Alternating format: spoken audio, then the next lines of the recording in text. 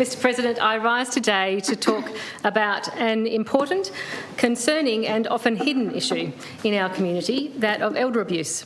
It's an issue that's highlighted on the 15th of June each year on World Elder Abuse Awareness Day, which aims to build community understanding and promote prevention initiatives and services. The World Health Organisation defines elder abuse as a single or repeated act or lack of appropriate action occurring within any relationship where there is an expectation of trust which causes harm or distress to an older person. This definition points to the common situation where elder abuse is typically perpetrated by an adult family member, a friend, a trusted acquaintance, and it often happens within the home. Mr. President, nationally and globally, it's acknowledged that ageism plays a role in elder abuse. Ageism and associated negative attitudes towards the experience of ageing can contribute to an environment in which individuals who abuse older people fail to recognise that their behaviour constitutes abuse.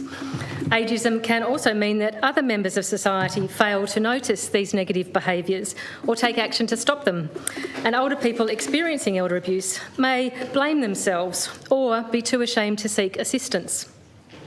Australian research tells us that 1 in 6 older people in our community are likely victims of elder abuse, with the most common types of abuse being psychological abuse and neglect, followed by financial and physical abuse, and then in some cases sexual abuse. To be more specific, elder abuse might be a family member taking an older person's money or possessions, neglecting their care, making threats, stopping their social contacts, belittling them and their capacity, overriding their decisions about their own life, or being physically rough or physically punishing of them. Mr. President, the quality of life of an older person is significantly affected by elder abuse due to the loss of trust, of dignity and self-esteem. Elder abuse can also lead to serious physical injuries and long-term psychological consequences, and it's typically underreported. So, Mr. President, it's vitally important that we provide effective avenues for people seeking information and support, and it's essential that support and care are available to end the abuse and to help an older person regain their quality of life and sense of self-worth.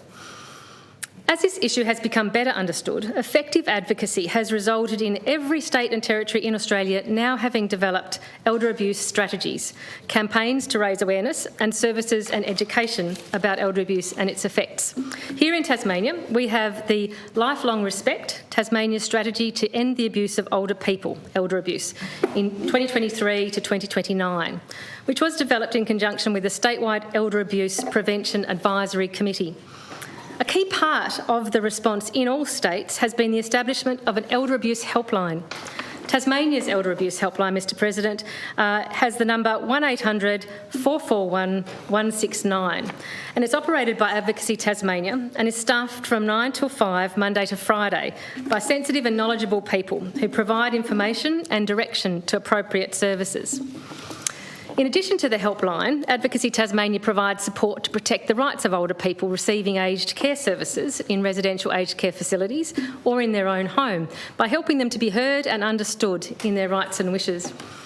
We also have Tasmania Legal Aid, which operates Senior Assist. That number's 1300 366 611, which offers a free and confidential integrated legal and support service with case managers working alongside lawyers for older Tasmanians worried about or experiencing elder abuse.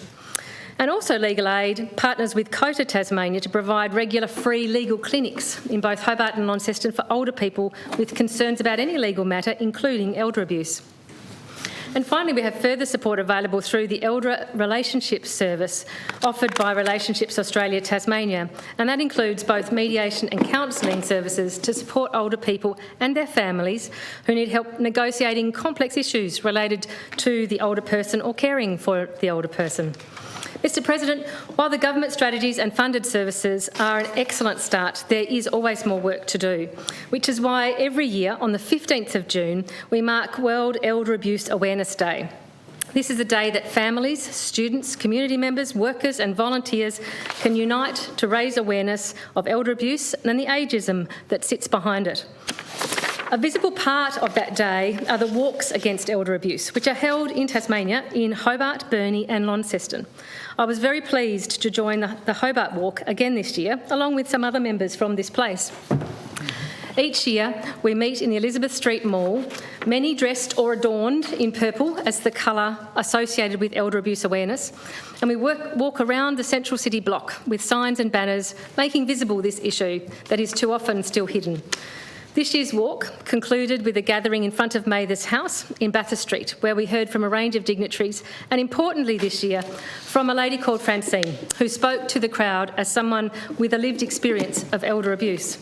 It's always particularly impactful, Mr President, to hear about this issue, not just in theory, but in human terms, directly from someone who has personal experience. I thank Francine for her courage in sharing her story and assisting us to better understand elder abuse.